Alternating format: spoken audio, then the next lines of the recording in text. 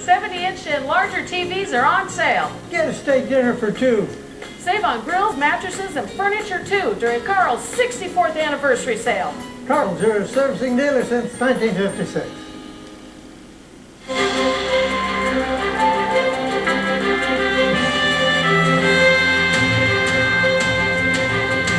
Both KSFY and KDLT went through foundational changes in the 1970s. And some notable journalists first appeared on air, some of whom are still here today. Hi everyone, there's a place for you on the party line. A new decade brought a major new change for KSOO. The station bought KXAB, a TV station operating out of Aberdeen, to expand into northeastern South Dakota. The call letters were changed to KABY, and its news operations were eventually merged with KSFY, though we still have an Aberdeen bureau to maintain our news coverage in that area. In 1972, KSOO moved to the 300 building at 6th and Dakota. Then in 1975, the Hankins sold the TV station, and with new owners came a new name. KSFY is putting Dakota first. 1 year later, a new tower expanding coverage to the Pier area.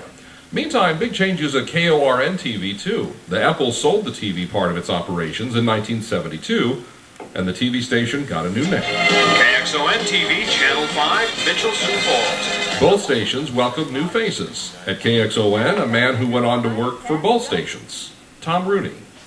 Our news department consisted of 4 people, and so we learned a little bit of everything. 1974, Marlon Brando is in Omaha. Jeff Logan made the switch from radio to television, working with newsmen Gary Hansen and Rick Stewart. Liz Soliday became the first woman news anchor in the region, though she took an unusual path to get there. I was trained as a musician. I had a brand new master's degree for music. At KSFY.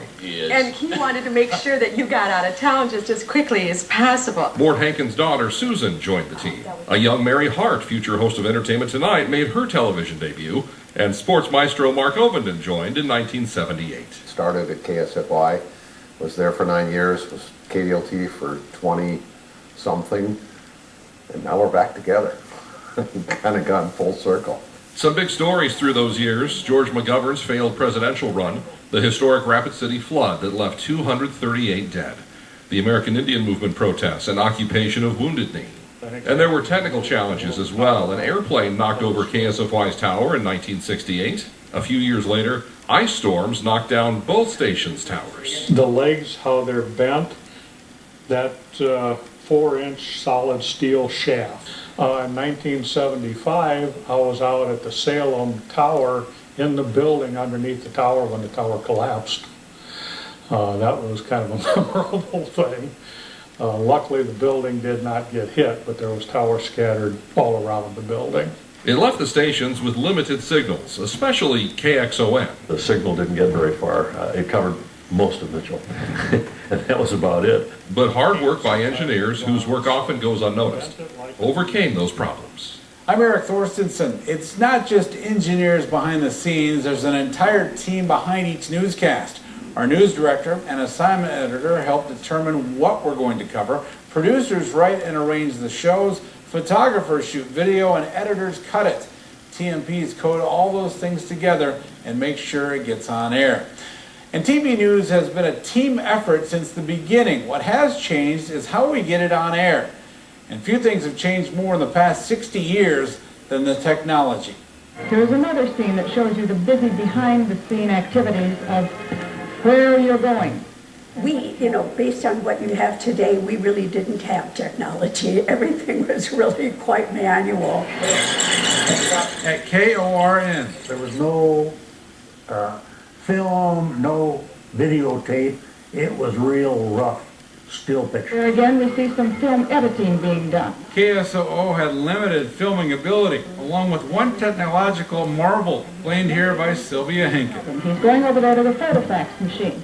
This is a miracle machine that Associated Press has here in our studio that transmits pictures that are so legible you can see them on your television screen. It was a lot like radio news, only you could see who was talking. Well, the lieutenant governor's post in South Dakota isn't even a full-time job, but 2 political veterans are campaigning for the job because it is important in the functions of state government. early cameras used film, which was tricky to use, especially on a deadline. We had to get the film back to the station in time for the guy who was running the film developer, which was the size of a bathtub instead of about this high. He had to develop the film. Then it had to be edited. Which was done by hand.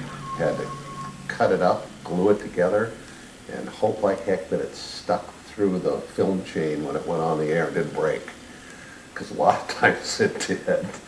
Tapes came in the late 70s, which made the job easier. And now with digital and wireless technology. We take it in the world and we have it on the air like that.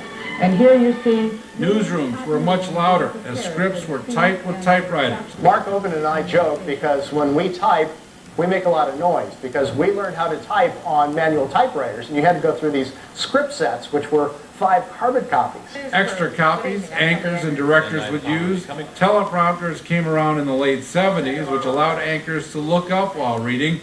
But they had problems too, like if the prompter operator got sidetracked with another job in the studio.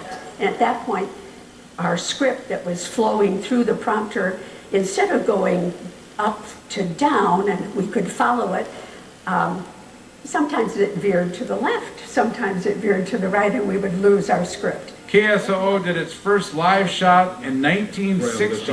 The event was the Shrine Parade in Sioux Falls. But they were very limited until we got microwave trucks and a satellite truck in the 1990s.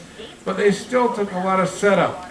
Now we use cell phone technology to go live with a backpack device or even with just a phone. Of course, better technology doesn't mean no mistakes, something we knew from our very first broadcast. We'll make a few boo-boos, all right, I suppose. I was supposed to come back. It's just the nature of live television.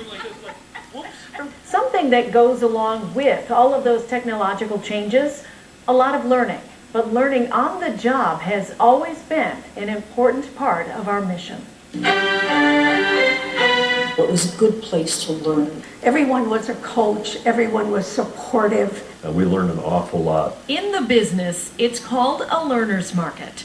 While some make a career and a life here, we're a mid-sized market. Everything was live, and it was a learning experience. And just like many businesses, some gain skills and move on to bigger markets. Well, police are investigating a possible hazing incident. It's something we embrace, explained here by Sylvia Henkin 30 years ago. But we have seen a lot of people cut their teeth, so to speak, in the broadcast industry here and going on to greater claim of fame. We're proud of that. In Madison, I'm Jacob Sersosimo, Dakota News Now. And it's why you often see new faces here. We're proud of alumni like Liz Cullen, now an anchor at WCCO in Minneapolis. I still use the skills that I learned back then to this day. We raised that concern. And Mark Roper, now a reporter in Baltimore. And I wouldn't be where I am today had it not been for my experience in South Dakota. And many go on to other careers in other fields. There are too many successes to name, but no matter where they go, one thing remains true. We are family, we get it done, and we're a team. It's not just news that's changed, the commercials have as well. Still ahead, a look back at some ads and promos from our earliest years.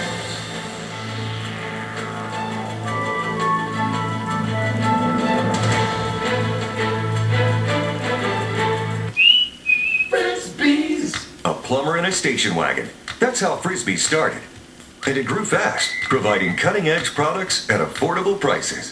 The best service after the sale any day or any time. Frisbee's leads the competition in plumbing, heating, AC, and electrical. And with over 140 employees and 100 trucks, Frisbee's is just getting warmed up. That's 60 years of Frisbee's. Just call Frisbee's.